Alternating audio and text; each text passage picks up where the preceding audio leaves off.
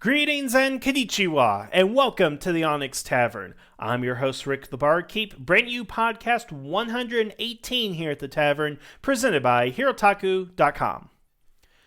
Now, I don't think it's a big secret that the Sentai fan base really doesn't like ToQger.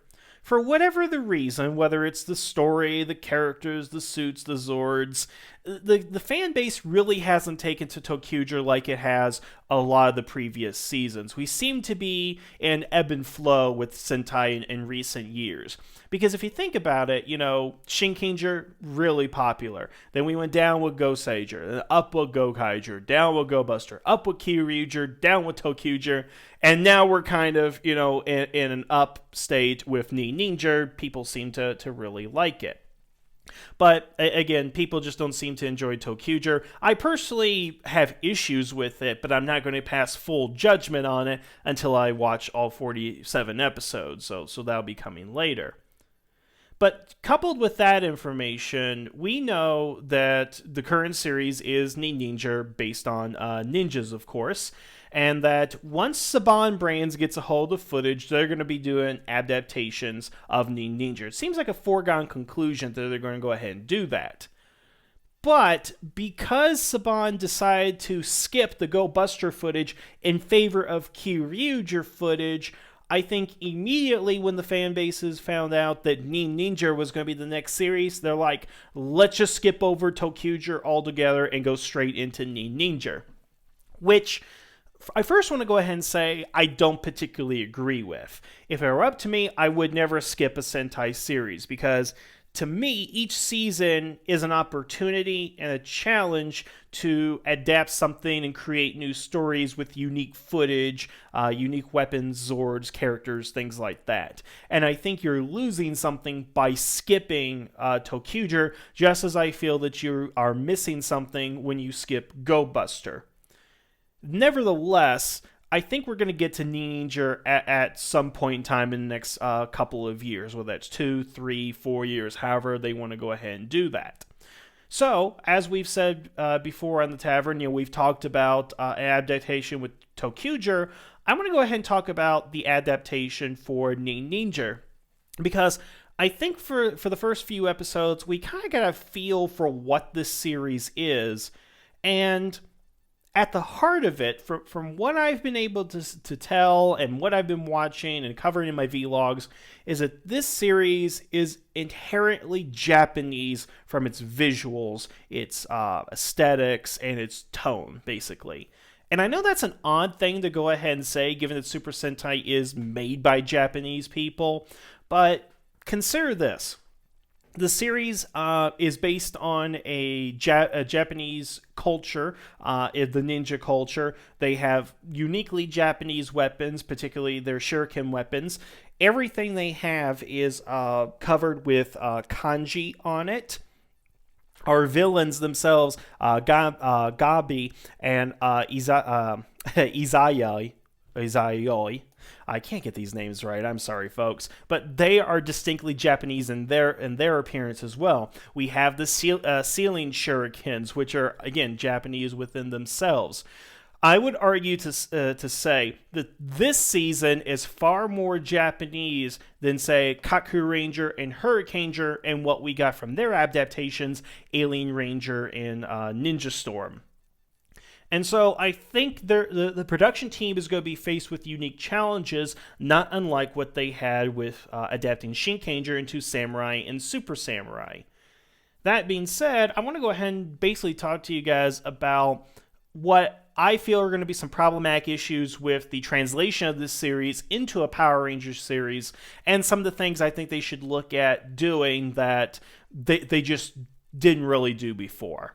But before we actually get into that, I just want to kind of talk about our previous two Ninja series, Alien Rangers and Ninja Storm. I'm going to give both of these a pass because, to be quite honest, they didn't dive into the Japanese lore and mythology that I think is necessary for Ninninger. When we look at Kaku Ranger and the Alien Ranger footage. Even knowing the context that essentially Kaku Ranger was the pop culture Sentai based on Japanese history and things like that, the footage doesn't really play that out. I mean, the costumes are so generic and simple that you could give it almost any theme, which is why we gave them a aliens from a water planet type of theme, which I know is kind of odd in hindsight, but you really didn't get the feel that those guys were ninjas altogether. Their Zords weren't ninja-like. You got the Ninja Megazord, but that was also an overall theme for Mighty Morphin in the previous season. But it's like you didn't have to dive into the ninja culture or Japanese mythology to understand it, and I think it worked pretty well for the third season and Mighty Morphin as a whole. Ninja Storm also didn't have to go into a lot of the Japanese lore where you were able to use the footage, use the villains without, again, having to have a cultural context for it.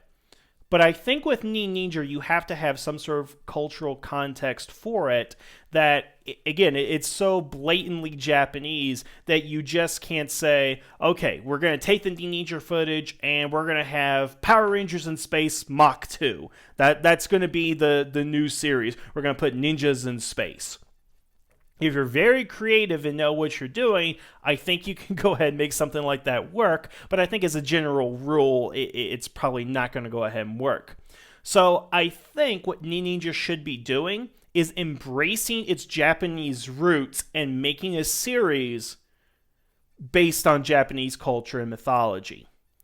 Now, Saban Brands had a real tough time when they got their stuff back from Disney because, Go Langer was already adapted into RPM and the next series was Shinkanger. Now, there were rumors to what Disney was going to go ahead and do or not do with Shinkanger. I think the common consensus is that Japanese stuff would be too hard for them to adapt in there. It was too Japanese for their liking. Whether that's true or not is really not important, but that seems to be the sentiment of a lot of people, that it would have been too Japanese for them.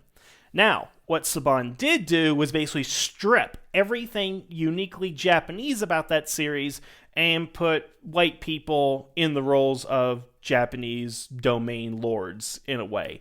I mean, I had one commenter say that he felt that Samurai was racist in making our hero, the Red Ranger, a white guy, but giving him a Japanese name and have him in charge of a Japanese household, and yet the only Japanese person was the Pink Ranger.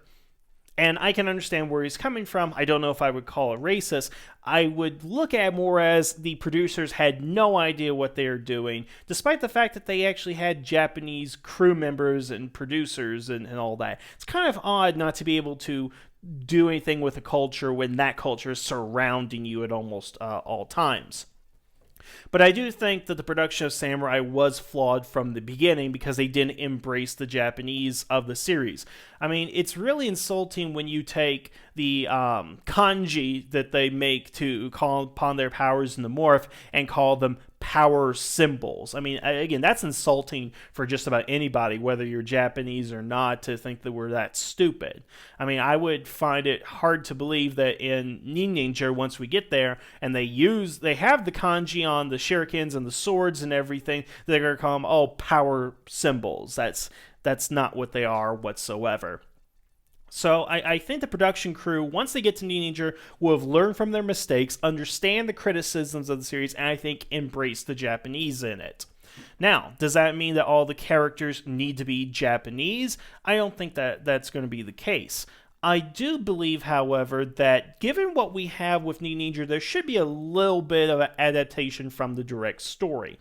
Now, the story of Ninninger is about brother and sister and their 3 cousins who all come together to fight off this evil because they were born into a ninja family, and it is their responsibility as the next generation to make sure that enemy doesn't come back and to defeat them.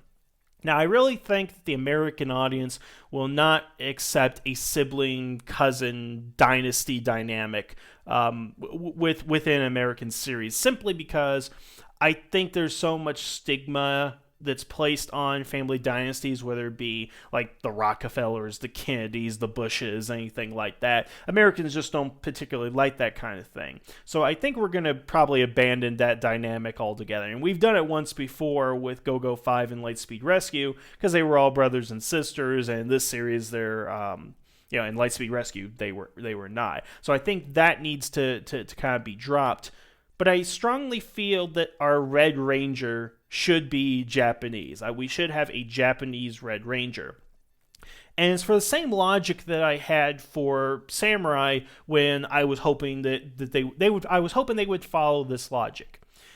My hope for Samurai was that they had a Red Ranger who's Japanese, who followed the culture of Samurai, was very proud of his family's history, whatever and stuff, and he needs to recruit 4 new Rangers, and for whatever reason, those are black, Mexican, white, whatever and stuff. These people are not Japanese. They have no understanding of Japanese culture. They don't know how to write kanji. They can't speak the language. They don't know the history, the mythology. They don't know any of that stuff. And it would be the job of the Red Ranger to teach them about his heritage and culture, so that they would grow stronger and more powerful. That gives you a reasonable progression of, in the very first episode, they have no idea what they're doing. They're just swinging that sword around. But by the end of the series, the Japanese guy who knows all this stuff has taught the non-Japanese people all they need to know. So by, episode 40, whatever, they can go ahead and do the kanji without problem and stuff. You see where I'm kind of going with that, where it's an educational experience. And what would happen is you could use that to dive into Japanese culture and lore. You can use that stuff as backstory for your villains, for the heroes, for the situations that they're into. And at the same time, it's a great educational tool for American audiences to learn about another culture. Because if you watch Samurai as it is, what do you actually know about Japanese culture from watching that show? Anything? I mean, you learn about samurai, but they don't really go into samurai. They just kind of like, I'm not saying they should go in and talk about Saigo Takamori and all that kind of stuff, but they should at least go ahead and talk about what it means to be samurai. I mean, heck, in the movie The Last Samurai with Tom Cruise, they at least explained the fact that samurai means he who serves. Why was that never touched upon in Samurai? Why was the understanding of what a samurai actually is not talked about? That's the kind of thing that bothers me. Now, let's talk about Ninninger and what would happen here. I think, again, you should make the Red Ranger the leader of the team, the Japanese person, the actual ninja, somebody who's studied all of his life in ninjutsu, other martial arts, magic, whatever it is you want to go ahead and have him study. And I strongly believe that the other 4 Rangers should be non-Japanese. And that this series, he should say, hey, I need you guys to help me out. I don't have anybody else to help me. I suppose you have to come up with some convoluted reason why he can't get other Japanese people. And then from the first episode, for the 2 years, this will probably be on for the 40 episodes, then he teaches them what it means to be a ninja, dispel any of the pop culture stuff of what ninjas are. Basically become the Gaijin Goomba of the Power Rangers, where he says this is what ninjas are, and then at least you'd have an explanation for why they don't hide in the shadows and stuff. I mean, Ninninger explains that we just don't do that. That's not our thing. But then you can have a reason like, well, the reason they're not hiding shadow and doing all this stuff is because they're not Japanese and they don't get it. That, I think, would be a better explanation there, at least for the American side of it. And throughout the series, you can have, like that shuriken that they have where you change it to metal and water and fire and all that. You can have the introductory episode where everybody's looking at it, it's like, what does this symbol mean? And they're like, oh, that's kanji for fire. And then they put it on fire, and then they learn about it. So at the same time, our Rangers are learning what the kanji means, and then the audience, whether you want to call that little kids, adults, whatever, knows what kanji is. And they're like, oh, well, that sounds cool. And then you can always tie in, what's happening to actual Japanese history and mythology and stuff. I know a lot of the Monster of the Day villains are going to be based on modern day objects, but our main pantheon of villains obviously have some sort of mythological bend to them where we could explain it. Kind of in the same way I think Zoo Ranger has been doing with their little book where they have legends and histories in there, and they always consult it and research it when a new villain comes up to say, oh, from historical documents, this is this and it does that. Kind of that context as well. Now, the reason I'm saying that they should do this is I think it's a golden opportunity to teach people about another culture in a way that I don't think you normally get on television. I mean, I can't sit here and tell you of a single example of television from when I was a child that ever explained Japanese culture. I can't think of a modern show that does that. It just seems like we have these programs that are made for Americans, therefore we're not going to explore into other cultures. It's kind of odd, like when you look back at Zeo, when the Rangers go to different countries. I mean, Adam goes to Korea, and as much as you get from that is a made-up fairy tale about a guy who lives in the waterfall, and Adam struggling to speak Korean. Which my wife and I always find hilarious. She's Korean, and when the woman's like, I speak English, and Am's like, really? She goes, of course I speak English. It's Korea. Of course we speak English. It's hilarious. But we don't actually learn anything about Korea from Adam's journey. And you would think that we would, that he would go to Korea, learn about customs and all that kind of stuff, and has to embrace his heritage in order to gain the Zeo subcrystal, or something like that. Whether or not they should have done it, again, that's 20 years ago, so I'm not quite sure. But I really feel that Ninninger is a golden opportunity for them to explore the Japanese roots of Power Rangers.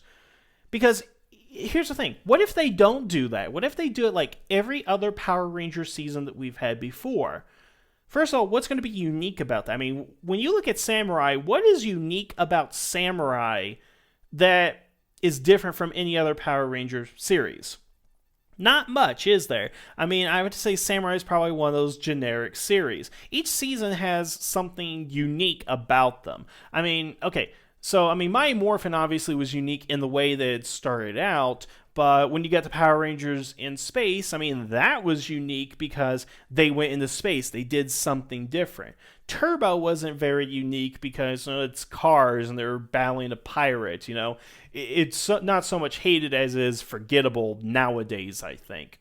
And I think Samurai is, once we get to like 40, 50, 60 years of Power Rangers, Samurai is just going to be that one that people kind of forget about, it seems, because it is so generic, it is so plain, which, again, can be understood with the production, but it's not an excuse. Just like I said, the production issues of RPM is no excuse for that series. But they should learn from it and try to do something unique with it. Now, I'm not saying that they should put them in space and turn into a space opera, or put it 50 years in the future, or make a prequel and put it in the past.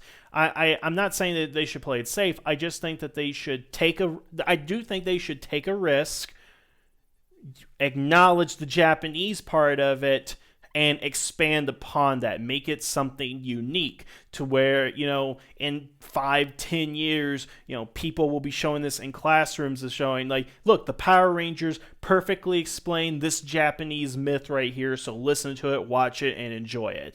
That's the kind of thing I'm talking about. Not that it should be completely educational, but they should strive to actually try to teach people about the source material where this has all come from. And, the thing is, if they decide not to do that, it is going to be a hell of a time trying to explain the kanji and the villains and everything else. And it would just be, again, stupid otherwise if it's like, the samurai's like, oh, it's a power symbol. Turn your power symbol water on, as opposed to turn to the Mizu kanji.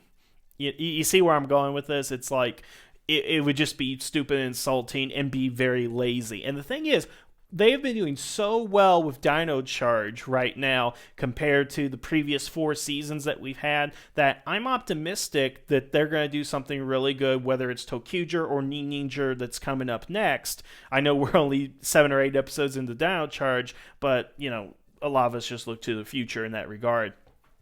But I do think they'll learn their mistakes and be like, yeah, we need to do this series justice. And we just can't make it something generic and boring. And again, that's the crime of Well, honestly, it's been the crime of Neo Saban because I'd say Megaforce was generic and boring, and to an extent, Super Megaforce was generic and boring, but that really just gave me more headaches than anything else.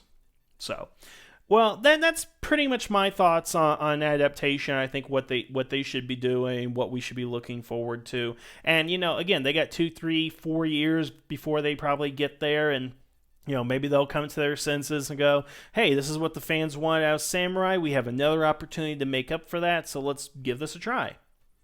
All right. Well, that's all I really have to go ahead and say on the topic. I think I've talked more than is necessary, but nevertheless, that's definitely what I think. I want to know what you guys think. What should they do with the Ninninger adaptation? Should they connect it to his Japanese roots or make it generic whitewash like Samurai? Let me know what you guys think. Otherwise, until next time, I want to thank you all for listening. Have a good evening, and the tavern is now closed.